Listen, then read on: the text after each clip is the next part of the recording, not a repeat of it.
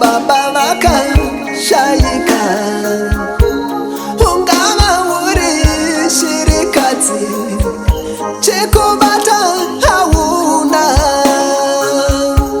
kubuda kwaro zuva rova dambudziko, mukupererwa ziva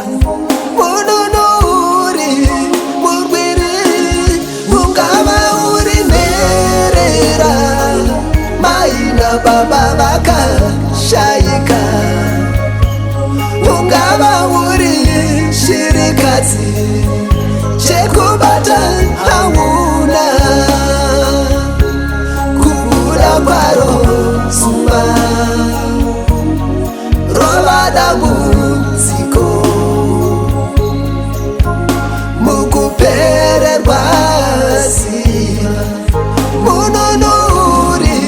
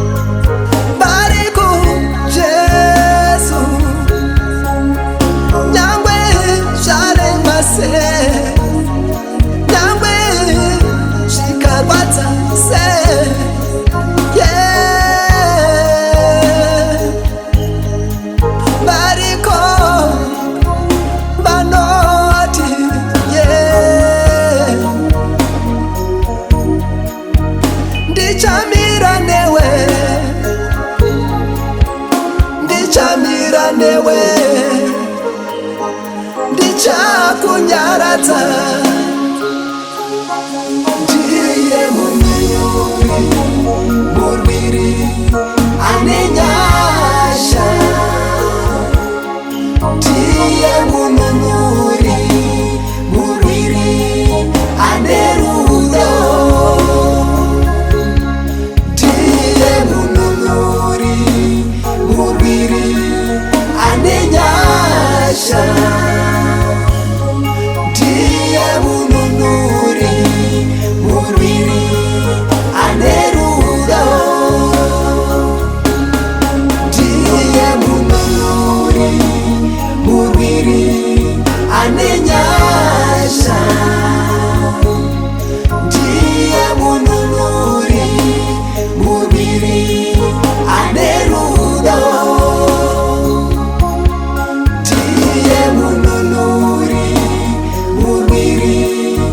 anenyasha,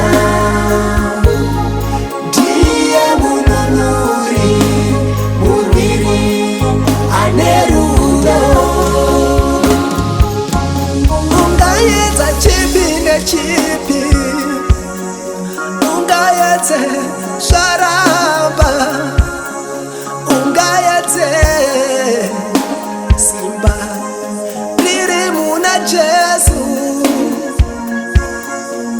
Paunoti wagumirwa, paunoti wapererwa, usisina tarisiro, utangira ipapo. Ndiye mununuri anenyasha,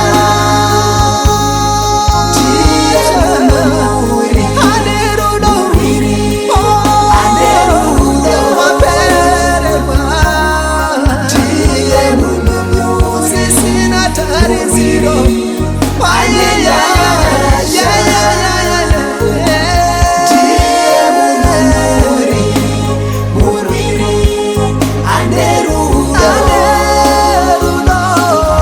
ndiye mununuri anenyasha, murwiri anenyasha.